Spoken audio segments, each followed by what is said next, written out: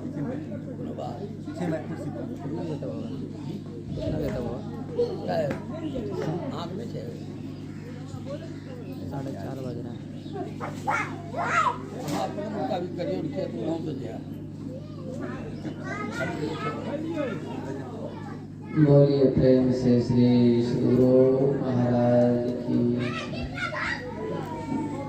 थोड़ा आप लोग एक बार जोरदार शब्दों में गुरु महाराज का जय जयकार कीजिए। श्री सद्गुरु महाराज की जय। श्री सद्गुरु महाराज की जय। श्री सद्गुरु महाराज की जय।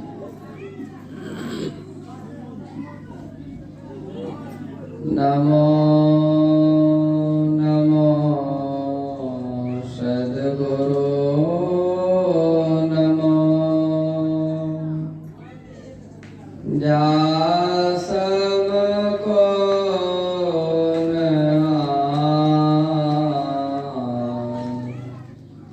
परम पुरुष होते अधिक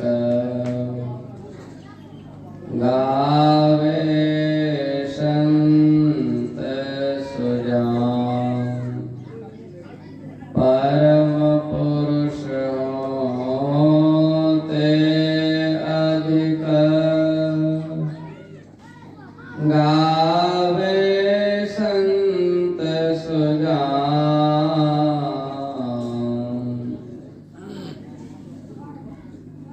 कण कण में सर्वत्र विराजमान परम आराध्य सद्गुरु महाराज के युगल पार पद्मों में कोटि कोटि नमन। व्यक्त रूप में हमारे पूज्य देवानंद बाबू सत्संग में आए हुए सत्संग से नहीं बंधुओं, माताओं एवं धर्मशिला भक्तिमती मानो आप सबों को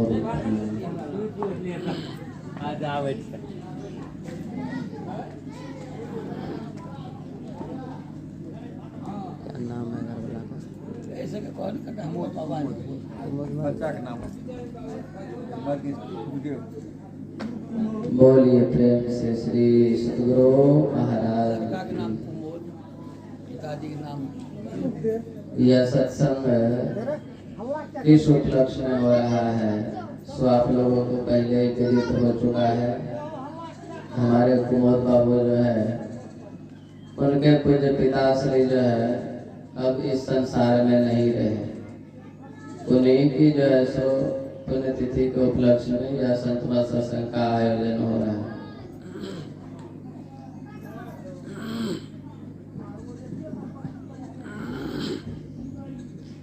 और अभी हम लोग जो है श्री रामचरितमानस सार सटीक द्वितीय सोपान अयोध्या कांड से पाठ सुन रहे थे। विषय बना कर्म फल। अभी सुन रहे थे कर्म फल के बारे में, और इस पर जो है हमारे पूज्य देवानंद बाबू बहुत अच्छी अच्छी बातें आप लोगों को सुनाए भी, है कि नहीं? देखिए आप लोग जो है गौकर्ण और धुंधकारी का नाम सुने होंगे। दोनों जो है सो भाई थे, गौकर्ण और धुंधकारी।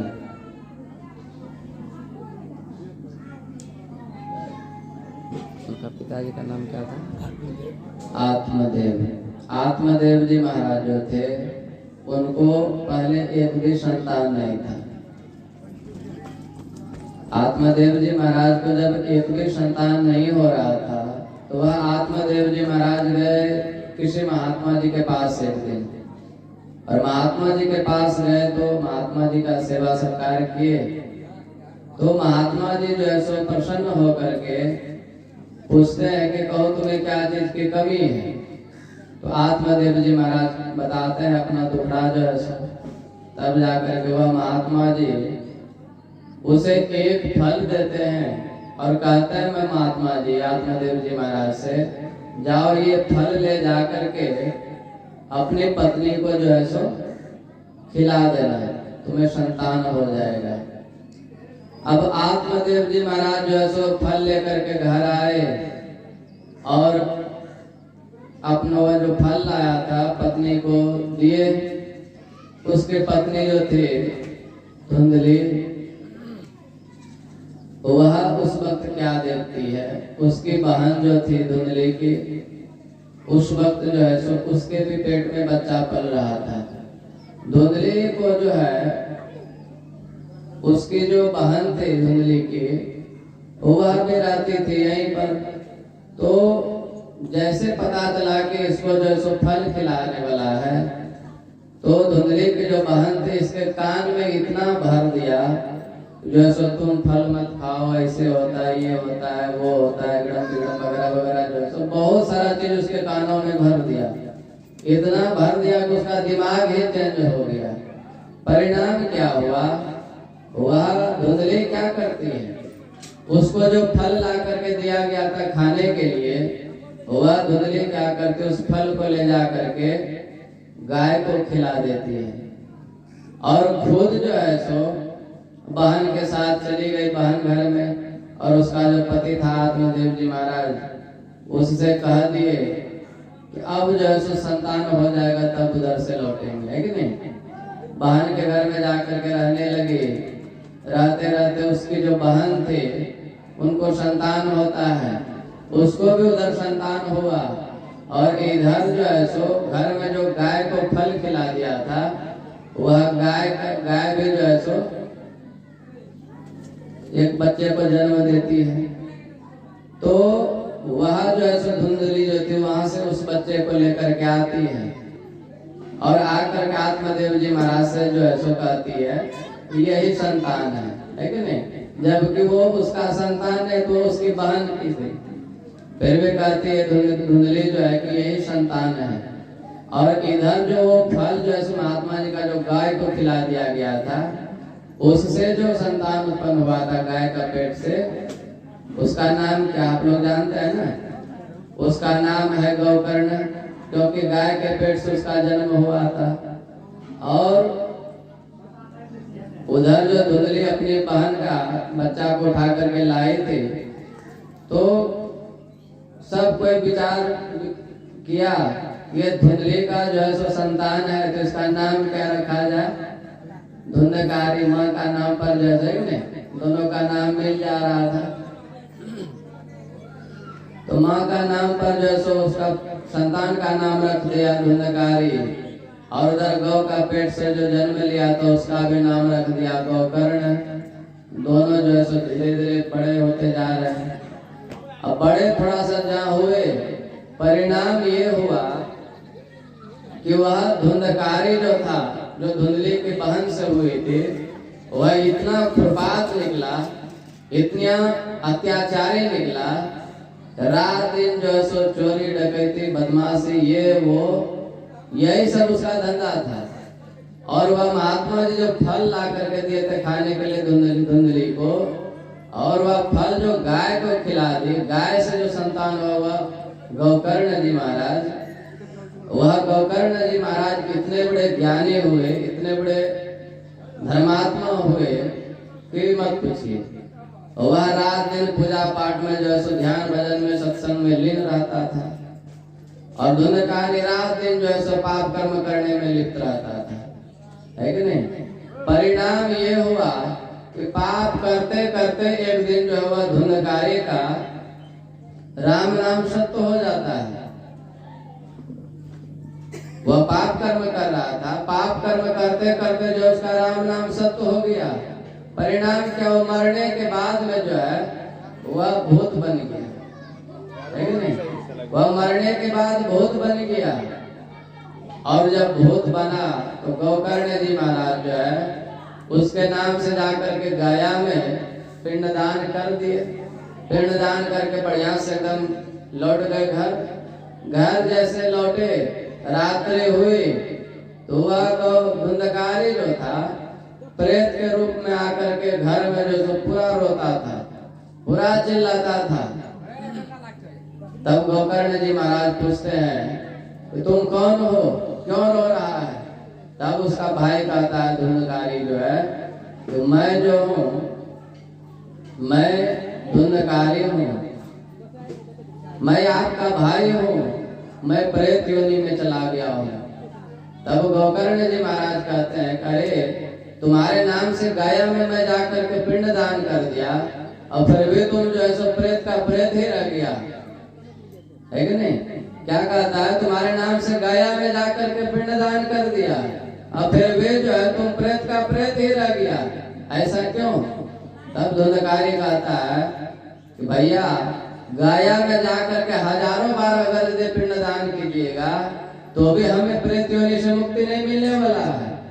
आप एक काम कीजिए, मेरे नाम से जो है सत्संग करवाइए। ये सत्संग ही एक ऐसा चीज है जो हमें इस प्रेत योनि से छुटकारा दिला सकता है, प्रेत योनि से छुटा सकता है कि नहीं?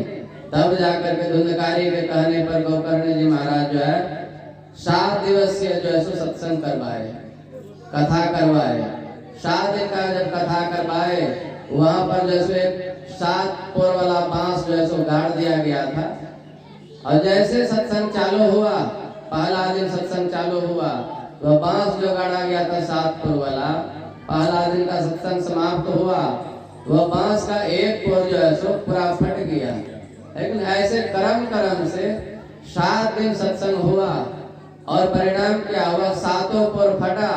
वह धुंधकारी जो प्रेत की योनि में था, प्रेत की योनि से उसे छुटकारा मिल गया और एक दिव्य शरीर जो है देवता के शरीर में वह प्रकट हो गया, है कि नहीं? तो अभी जो विषय हुआ था कर्म फल के बारे में, तो देखिए वह धुंधकारी जो है कितना गलत कर्म किया था। रात दिन पाप कर्म करता था, चोरी डकैती बेईमानी ये वगैरह जो है सो ऐसा ऐसा कर्म करता था, मैं बता नहीं सकता हूँ। पूरा गांव, पूरा समाज, पूरा परिवार उससे परेशान था। ऐसा वह पापी आदमी था।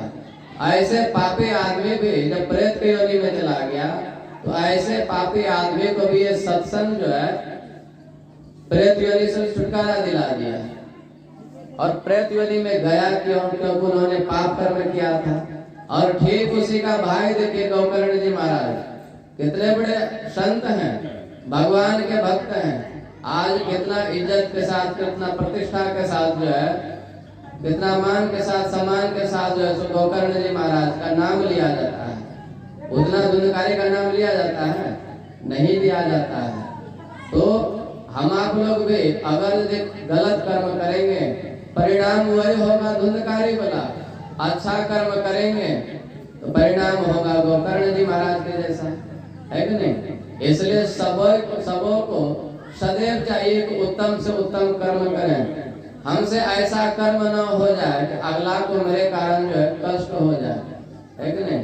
कर्म जो है 3 तरह का होता है। संचित कर्म होता है, प्रारब्ध कर्म होता है और क्रियमान कर्म होता है। कर्म को 3 तरह से किया भी जाता है। मन से कर्म किया जाता है, वचन से कर्म किया जाता है और कर्म से भी कर्म किया जाता है। तो 3 आप लोग सुन रहे हैं ना? बोलिए श्री सद्गुरु। तो क्या कह रहे थे? कर्म जो है 3 तरह का होता है और कर्म को 3 तरह से किया भी जाता है। अब देखिए कर्म को 3 तरह से कैसे किया जाता है। मन से कर्म किया जाता है, वचन से कर्म किया जाता है और कर्म से कर्म किया जाता है। अकर्म 3 तरह का होता है। संचित कर्म होता है, प्रारब्ध कर्म होता है और क्रियमान कर्म होता है। अभी जो हम आप लोग यहाँ पर बैठ करके कर्म कर रहे हैं, ये कौन सा कर्म कर रहे हैं हम आप लोग? क्रियमान कर्म कर रहे हैं, है कि नहीं? अभी हम आप लोग क्रियमान कर्म कर रहे हैं। यही कर्म आगे चल करके क्या बन जाएगा? संचित कर्म बन जाएगा। और वही संचित कर्म जो है सो आगे चल करके प्रारब्ध बन जाएगा। यूं कहिए कि जवानी में अगर यदि इंसान पैसा कमा करके रख लिया तो बुढ़ापे में जो है सो उसे दिक्कत नहीं होगा, है कि नहीं? अगर यदि जवानी में इंसान सिर्फ पाप कर्म करते रह गया तो बुढ़ापे में उसका परिणाम क्या होगा? उसे दुख मिलेगा। अब बुढ़ापे में तो दुख मिलेगा ही, अब मरने के बावजूद भी जो है उसे दुख मिलेगा, है कि नहीं? इसके लिए आपका क्रियमान कर्म जो है बिल्कुल एकदम बढ़िया होना चाहिए। जैसे अभी हम आप लोग बैठ के यहाँ पर सत्संग कर रहे हैं, तो एक तरह से हम आप लोग जो है तो पुण्य कर्म कर रहे हैं। ये पुण्य कर्म आगे चल करके जो है संचित बन जाएगा, अच्छा बनेगा, है कि नहीं। अभी मान लीजिए जवानी में पैसा कमा करके रखे ही नहीं, तो बुढ़ापे में कष्ट होगा कि नहीं। पैसा के लिए इधर उधर दौड़ना पड़ेगा, बेटा नहीं देगा खाने के लिए तो ना जाने कितने द्वार द्वार भटकेंगे, है कि नहीं। वही अपने गठरी में पैसा बांधा हुआ रहेगा तो दूसरे के द्वार द्वार दौड़ना पड़ेगा, नहीं दौड़ना पड़ेगा। उसी प्रकार अभी जो हम लोग कर्म कर रहे हैं ये एक तरह से क्या हो जाएगा, जमा हो जाएगा। ये क्रियमान कर्म है, आगे चल करके संचित बनेगा और वही संचित जो है सो आगे चल करके प्रारब्ध बन जाएगा। अब कहिए कि प्रारब्ध कर्म कैसे बनेगा, प्रारब्ध कर्म कैसा होता है। तो गुरु महाराज का एक छोटा सा दृष्टांत है। तो गुरु महाराज से एक दरोगा साहब दीक्षा लिए थे। दीक्षा लेने के समय आप लोगों को पता है कि ध्यान कराया जाता है 5-10 मिनट। दीक्षा दरोगा साहब को गुरु महाराज दिए और उस वक्त के दरोगा साहब थे, पैसा वाला आदमी था।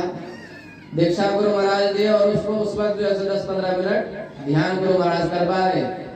ध्यान करके उठा तो गुरु महाराज कह दिए घर में भी जाकर के नियम पूर्वक जो है सत्संग ध्यान करते रहिएगा, इसको मत छोड़िएगा, क्योंकि मनुष्य जीवन का सार चीज यही है, बाकी सब असार है।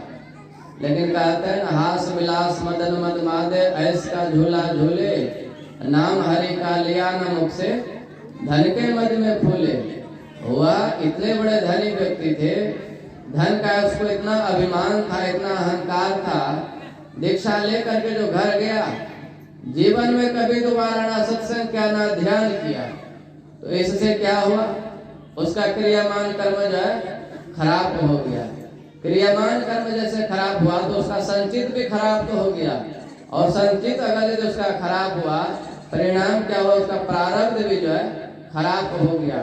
प्रारब्ध में हुआ क्या, वह दरोगा साहब को पैसा का घमंड था, पैसा का अभिमान था। जब वह दरोगा साहब का शरीर छूटा तो एक जो है सो बिल्कुल कंगाल का घर में उसका जन्म हुआ। ऐसे घर में उसका जन्म हुआ, मिला तो मानव का ही शरीर, लेकिन ऐसे घर में उसका जन्म हुआ। अब डेली दिन भर जाकर कुदाल चलाता था, तब किसी तरह से उसे एक पेट आधा पेट भोजन नसीब होता था। ऐसे घर में उसका जन्म हुआ, है कि नहीं। आपका क्रियामान कर्म अगर यदि उत्तम रहेगा तो संचित भी उत्तम ही होगा, और संचित अगर यदि उत्तम होगा तो प्रारब्ध भी जो है उत्तम ही होगा। और कर्म जानते हैं आप लोग 3 तरह से किया भी जाता है, मन से, वचन से और कर्म से। अब कहिए कर्म से कैसे कर्म किया जाता है, तो आप लोगों को पता है। भीष्म पितामह का नाम सुने होंगे। बानों के सैया पर कौन सोए थे, भीष्म पितामह सोए थे ना। भीष्म पितामह जो है उसे इतने बानों के सैया पर क्यों सुलाया गया था, अर्जुन जो है इतने बाण उसके शरीर में क्यों छेदे थे, आप लोगों को भी पता है। वह भीष्म पितामह जो है सो 101 जन्म पूर्व ही जब उसके पास में भगवान श्री कृष्ण आए, भगवान श्री कृष्ण से पूछते हैं कि प्रभु ये इतनी बड़ी सजा हमें क्यों मिली है। भगवान श्री कृष्ण कहते हैं तुम अपना पीछे का जन्म तरफ पलट करके देखो। वह भीष्म पितामह कहता है प्रभु मैं 100 जन्म तक पाछे देख रहा हूँ पलट करके, वैसा कभी मैंने कर्म नहीं किया है जिसका मुझे ऐसा सजा मिले। भगवान श्री कृष्ण कहते हैं 101 जन्म के बाद वाला देखो, तब जाकर के जो है सो देखता है।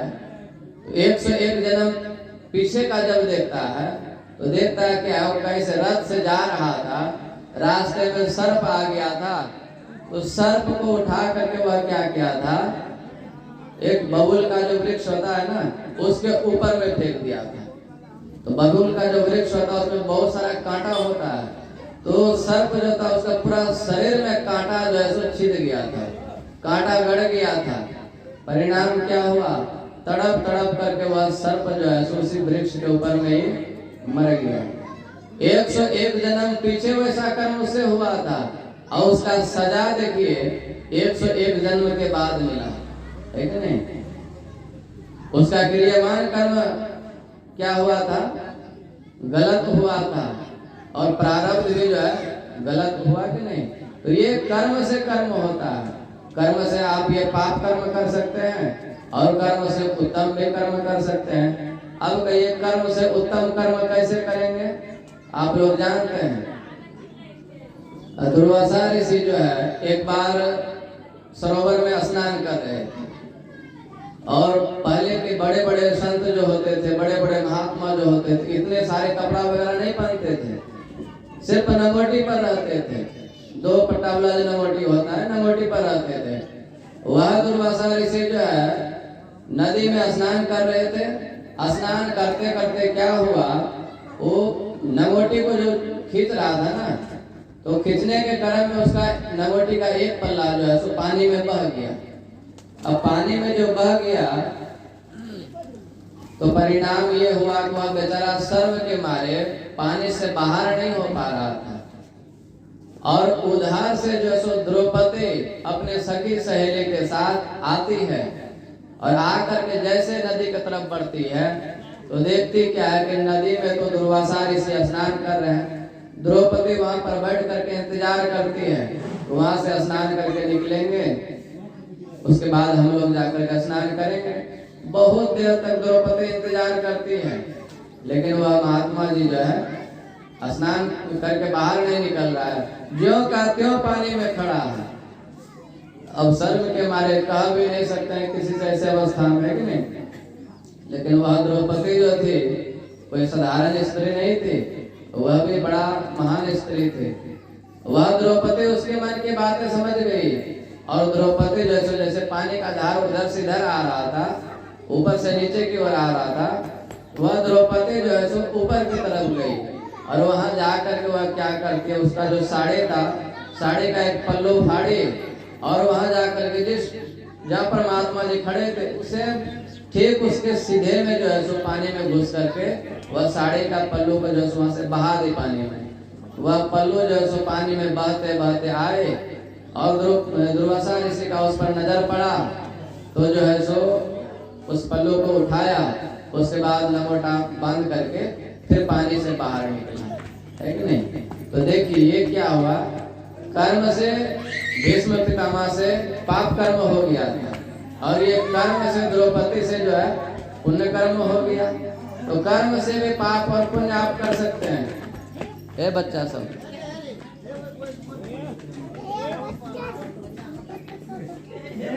बोलिए श्री सद्गुरु। तो मनुष्य को सदैव चाहिए कि हम कर्म से ऐसा कर्म करें कि किसी को कष्ट नहीं हो, किसी को दुख नहीं हो, है कि नहीं? ये तो कर्म से कर्म हो गया, और वचन से भी कर्म होता है, लेकिन वचन से अब कैसे कहिए कैसे कर्म होता है? वचन से कर्म कौन किया था? द्रौपदी के बारे में ही आप लोग सुने होंगे, बोले थे ना, अश्वत्थामा हाथों नरोवा कुंजरो, द्रौपदी बोले थे ना बाबा? कौन बोले थे? द्रौपदी बोली थी अंधा का बेटा अंधा, अंधा का बेटा अंधा। ये कौन बोले थे? बोले थे आपको युधिष्ठिर महाराज। युधिष्ठिर जी महाराज। युधिष्ठिर जी महाराज जो ऐसे बोले थे, अश्वत्थामा हाथों नरोवा कुंजरो, वचन से बोले थे, है कि नहीं? वाणी से बोले थे। वाणी से तो बोल दिए, बोलने में कुछ लगा, और बोलने के लिए कौन बोले थे पता है कि नहीं आप लोगों को? स्वयं साक्षात भगवान श्री कृष्ण बोले थे युधिष्ठिर जी महाराज से, कहो अश्वत्थामा हाथों नरोवा कुंजरो। भगवान श्री कृष्ण के कहने पर वह जो सो युधिष्ठिर जी महाराज कह देते हैं। परिणाम क्या हुआ? उससे जो है सो पाप कर्म हो गया। अश्वत्थामा हाथों नरोवा कुंजरो झूठ बोल दिया था, परिणाम क्या हुआ? उसे 2 मिनट के लिए जो है नरक का द्वार देखना पड़ गया। 2 मिनट के लिए नरक में जाना पड़ गया उसे। वचन से पाप कर्म हुआ, है कि नहीं? और वचन से आप पुण्य कर्म भी कर सकते हैं। वचन से जो है किसी को अच्छा बात कह दीजिए, है कि नहीं? तो ये क्या हो जाएगा? किसी को अच्छी बातें सुना दीजिए, ये क्या हो जाएगा? पुण्य कर्म हो जाएगा। और जो है मन से भी कर्म होता है, आप लोग जानते हैं। ऐसा मत सोचे हम किसी को डंडा से मारेंगे या फिर मुंह से 4 को गाली देंगे तभी हमसे गलत कर्म होगा, ऐसी बात नहीं है। आप किसी को नहीं भी मारे, किसी को गाली नहीं भी दिए, अब मन में अगर यदि ऐसा संकल्प विकल्प आपके अंदर उत्पन्न हो गया तो समझिए आपसे कर्म हो गया, आप कर्म से बच नहीं सकते हैं। मन से भी कर्म होता है। मन से कर्म कैसे होता है? तो द्रौपदी के बारे में ही आप लोग सुने होंगे, पहले भी सुनाए थे। 5 भाई पांडव के साथ जब जंगल में विचरण कर रहे थे वह द्रौपदी, तो भीम जो है 10,000 हाथी का बल था, उसे भूख भी सबसे अधिक लगता था, खाना भी सबसे अधिक खाता था। विचरण करते करते जो एक आम का वृक्ष उसे दिखाई पड़ा और उस आम का वृक्ष में एक आम फला हुआ था। अब भीम का जैसे नजर पड़ा उस आम पर, भीम जाता है और जाकर के उस आम को तोड़ लेता है। आम को जैसे तोड़ा और जैसे खाना चाहा, भगवान श्री कृष्ण कहते हैं रुको, ये आम तुम मत खाओ, ये आम तुम्हारे लिए नहीं बना, ये आम किसी और के लिए बना है। तब भीम पूछता है प्रभु ये आम किसके लिए बना है? तो भगवान श्री कृष्ण कहते हैं देखो जिस वृक्ष से तुम आम तोड़े हो उस वृक्ष के नीचे देखो एक महात्मा जी बैठ करके तपस्या कर रहे हैं। ये आम उसी महात्मा जी के लिए है। उसी महात्मा के लिए इस वृक्ष में 12 मास प्रत्येक दिन एक आम सुबह मंजर होता है और दोपहर तक टिकोला होकर के बड़ा हो जाता है और शाम तक में पक करके जो है खुद ब खुद वह आम जो है गिर जाता है। और ये महात्मा जी ऐसे महापुरुष है 24 घंटे में सिर्फ एक बार एक आम खा करके तपस्या करता है। इसके लिए ये आम तुम्हारे लिए नहीं है, तुम जहां से इस आम को तोड़े हो वहां पर जोड़ दो इस आम को। अब जो चीज टूट गया वो जुटेगा? जुट नहीं सकता है। भीम कहता है प्रभु अब ये कैसे जुटेगा? तब भगवान श्री कृष्ण कहते हैं देखो मैं तुम्हें एक युक्ति बता देता हूँ, तुम लोग अगर यदि वह युक्ति को अपना लोगे, ये आम तुम लोग जहां से तोड़ा है वहां पर जाकर के जुट जाएगा। भगवान श्री कृष्ण से पूछते हैं भीम प्रभु कहिए ये आम कैसे जुटेगा? भगवान श्री कृष्ण कहते हैं तुम सबों के मन में अभी जो जो बातें चल रहा है वो सत्य सत्य यहाँ पर कह दो, तो ये क्या होगा जहां से तोड़े हो आम वहां जाकर के जुड़ जाएगा। 5 भाई पांडव जो है सो एक एक करके कहना प्रारंभ किए, कहते चले गए 5 भाई पांडव। वह आम जो था धीरे धीरे ऊपर उठते चला गया, धीरे धीरे आम ऊपर उठा और जो है सो लास्ट में बची द्रौपदी। अब द्रौपदी जब लास्ट में बची, द्रौपदी से कहा गया कि तुम भी कहो अपने मन की बातें जो तुम्हारे मन में चल रहा है। तो द्रौपदी जो है सो अपने मन की बातें नहीं कह पाई, क्योंकि उसके मन में बहुत गंदा विचार चल रहा था, बहुत गलत विचार चल रहा था उसके मन में। वह द्रौपदी नहीं कह पाई।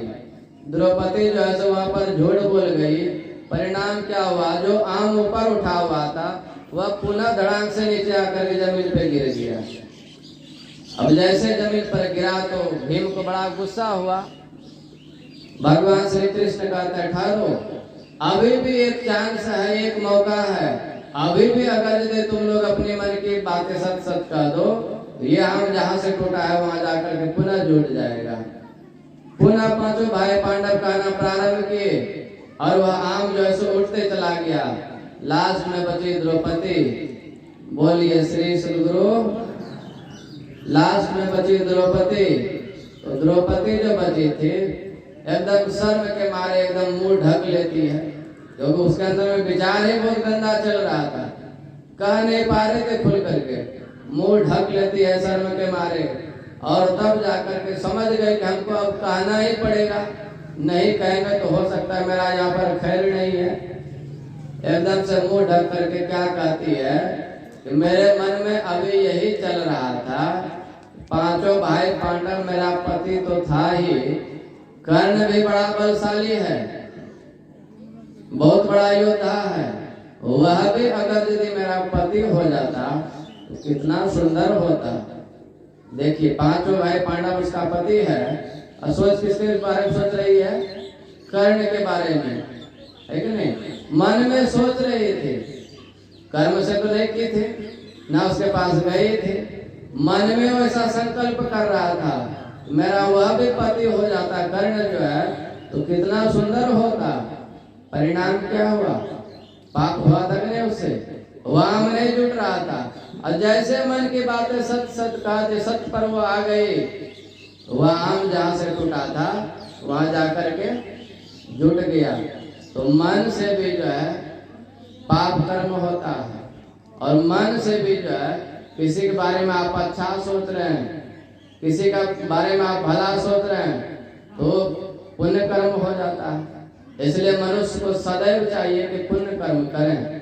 ये कर्म एक ऐसा चीज है तो मनुष्य का पीछा जो है कभी नहीं छोड़ता है। जिस प्रकार बैलगाड़ी का चक्का जो है ना साथ साथ चलता है, कभी उसका पीछा छोड़ता है? कभी नहीं। मनुष्य भी जब चलता है तो उसका छाया जो है सब पाछे पाछे चलते रहता है, उसी के साथ जहां तक जाएगा वह छाया जो है कभी साथ नहीं छोड़ता है। उसी प्रकार मनुष्य का किया हुआ कर्म जो है जब तक उसका सजा नहीं भोगवा देता है, जब तक उसका फल नहीं उसे दिला देता है, तब तक उसका साथ जो है छोड़ता नहीं है। और हम संसार के मानव का तो बात दूर गया, स्वयं भगवान से भी गलत कर्म हो गया तो भगवान भी उसके पाप से बच नहीं सके, उस सजा को भोगने से जो है बच नहीं सके। भगवान को भी उसका सजा जो है सो भोगना पड़ा।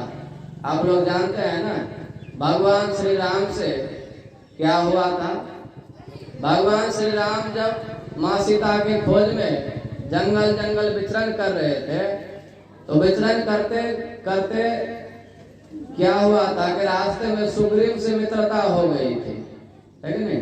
सुग्रीव से जो मित्रता हो गई थी, सुग्रीव को वचन दिए थे भगवान श्री राम मैं तुम्हारा खोया हुआ राज जो है उसे भी वापस दिलाऊंगा और तुम्हारी पत्नी जो तुम्हारा भाई हर के लेके चला गया है उसे भी वापस दिलाऊंगा। मित्रता भगवान श्री राम जो है सुग्रीव से किए थे। अब परिणाम क्या हुआ? सुग्रीव का जो भाई बाली था, बाली और सुग्रीव में जो है सो भगवान श्री राम के कहने पर वह सुग्रीव जो है गया बाली को ललकारने के लिए, युद्ध करने के लिए, है कि नहीं? भगवान श्री राम के कहने पर सुग्रीव तो चला गया बाली से युद्ध करने के लिए। अब बाली का जिस गुफा में बाली रहता था वहां दरवाजे पर जाकर के ललकार रहा बाली तुम कहाँ हो, निकलो, हम तुमसे युद्ध करने के लिए आए हैं, कायर के तरह अंदर में क्यों बैठे हो? बहुत सारा उसको ललकार रहा है। बाली भी बड़ा जो है गुस्साहा आदमी जो है बलशाली आदमी। बाली के अंदर में एक खासियत था, उसके सामने में जो खड़ा होता था उसके नजरों से नजर जो मिला लेता था तो उसका आधा बल जो है वो बाली के अंदर में प्रवेश कर जाता था। ऐसा शक्ति था उसके अंदर में। वह बाली को ललकारा इतना कि वह बाली जो अंदर में बैठा हुआ था वह बाली भी तिलमिला करके निकला, आकर के देखता है उसका भाई जो है, भाई को कुछ समझता ही नहीं था। उसका भाई को तो भगवान श्री राम जो है सो पढ़ा दिए थे। भगवान श्री राम के कहने पर हिम्मत बना करके सुग्रीव भी जो है जा करके डट करके युद्ध के लिए उसको ललकारा तो बाली भी निकला उधर से, दोनों भाई में युद्ध हुआ। अब भगवान श्री राम जो है सो छुप करके उधर खड़े हैं। भगवान श्री राम भी अपने हाथों में तीर ताने हैं, है कि नहीं? युद्ध के क्रम में बाली को जो है सो मारेंगे, इसका खोया हुआ राज दिलाएंगे। अब भगवान श्री राम जो है तीर को ताने हैं। परिणाम का दोनों का शकल ऐसा था, दोनों का मुंह शरीर ऐसा था, थोड़ा सा भी अंतर था ही नहीं, एकदम सेम एक जैसा था। अब जो है सो होता क्या है, भगवान श्री राम तो असमंजस में ही रह गए कि कौन बाली है कौन सुग्रीव है। कहीं तीर छोड़ देंगे तो सुग्रीव को ही कहीं लग गया तीर तो बहुत बड़ा अनर्थ हो जाएगा। भगवान श्री राम तीर ताने ही रह गए और उधर बाली जो है सुग्रीव को इतना मार मारा, उस सुग्रीव को वहां से हार करके भागना पड़ा। किसी तरह जान बचा करके सुग्रीव वहां से भागा और अपना जहाँ स्थान था, जिस पर्वत के अंदर रहता था सुग्रीव, वहां किसी तरह पहुंचा और भगवान श्री राम भी वहां पर पहुंचे। भगवान श्री राम पूछते हैं कि कहो मित्र क्या हाल समाचार है। देखिए है कि नहीं, कहो मित्र क्या हाल समाचार है। सुग्रीव को तो इतना मार लगा था उसका भाई से, इतना कूट कूट के मारा था उसको युद्ध में, उसका तो पूरी तरीका से हालत जो है खराब था। सुग्रीव कहता है प्रभु आप तो मित्रता जो है बड़ा बढ़िया से निभाए हैं, है कि नहीं। आप बोले कि आप तुम्हारा खोया हुआ राज दिलवाएंगे, तुम्हारा भाई को मारेंगे और युद्ध में आप हमको भेज दिए और आप किए कुछ भी नहीं। मित्रता तो बड़ा बढ़िया से आप निभाए हैं। भगवान श्री राम कहते हैं अरे मित्र मैं क्या बताऊं तुम्हें, तुम दोनों भाई का शकल ऐसा है, हमें समझ में ही नहीं आया कि सुग्रीव कौन है और बाली कौन है।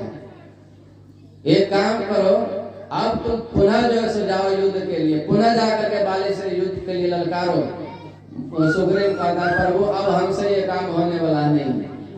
एक बार तो पहले चुरा करके वहां से भागे हैं, किसी तरह जान बचा कर, पुनः आप भेज रहे उसी में हमको जहाँ से जान बचा करके भागे हैं। भगवान श्री राम जो है क्या करते हैं, उसको जो पूरा शरीर में चोट लगा था, जहाँ भी कटा उठा था, भगवान श्री राम अपना हाथ जो उसका पूरा शरीर में फेर देते हैं एक बार। जैसे पहले दिव्य शरीर था, उसका सुंदर शरीर था, एकदम से वैसे दिव्य सुंदर शरीर बन गया। जो भी कष्ट था, जो भी पीड़ा था, सब पल भर में खत्म। उसके बाद भगवान श्री राम क्या करते हैं, सुग्रीव के गले में एक फूल का माला डाल देते हैं और उसके बाद कहते हैं जाओ अब तुम युद्ध के लिए, इस बार तुमको विजय ही बना देंगे। सुग्रीव गया, पुनः जाकर के बाली को ललकारा और बाली निकला, उधर से दोनों भाई में युद्ध हुआ। भगवान श्री राम जो छुप करके जो देख रहे थे, तीर का निशाना जो साधे थे, युद्ध करते करते भगवान श्री राम तो समझ ही रहे थे जिसके गले में माला डाले हैं वो सुग्रीव है, जिसके गले में माला नहीं है वो बाली है। मौका देख करके भगवान श्री राम भी जो है तीर छोड़ दिए और जैसे तीर छोड़े तो वह तीर जाकर के बाली के सीने में लगा और वह बाली जो है तड़प तड़प करके वहीं अपना प्राण त्याग दिए। तो कहने का मतलब भगवान श्री राम से देखिए यहाँ पर कर्म हुआ, पाप कर्म हुआ, बाली को छुप करके मारा, तो इससे जो कर्म हुआ भगवान श्री राम इससे बच पाए क्या? वही भगवान श्री राम द्वापर में आकर के जब भगवान कृष्ण बने, तो वही भगवान श्री कृष्ण को जो है धरा और वह बाली जो था जिसको भगवान श्री राम तीर मारे थे, वह बाली जो है सो जरा नाम का व्यधा बना और वही भगवान श्री राम जो है एक दिन रात्रि में पेड़ के ऊपर में बैठे हुए थे, समझे ना, और पैर जो है टहनी पर नीचे तरफ लटका करके बैठे हुए थे और वह जरा नाम का व्यधा जो था शिकार खेलने के लिए निकला था और जैसे उसका नजर पड़ा भगवान श्री कृष्ण के पैर पर, तो वह जरा नाम का व्यधा वो सोचता है वह कोई पक्षी है और पक्षी समझ करके वह जरा नाम का व्यधा जो तीर छोड़ा और जाकर के भगवान श्री कृष्ण के चरणों में जाकर के तीर लगा और भगवान श्री कृष्ण जो है वहीं पर प्राण त्याग दिए। तो कर्म देखिए ऐसा चीज है, बजा भी कहता है कब समय हो गया है कि तो कर्म जो है सो ऐसा है को किसी को छोड़ता नहीं, चाहे भगवान हो या मनुष्य हो, कोई भी हो। इसके लिए हम संसार के लोगों को सदैव चाहिए उत्तम से उत्तम कर्म करें, बढ़िया कर्म करें और झूठ चोरी नशा हिंसा विचार से बचते रहें। सत्संग ने तरो ध्यान ने रहिए करत संलग्न हो, व्यभिचार चोरी नशा हिंसा झूठ तजना चाहिए। अब विशेष सत्संग कल सुबह होगा, कल सुबह आप लोगों को सुनाएंगे।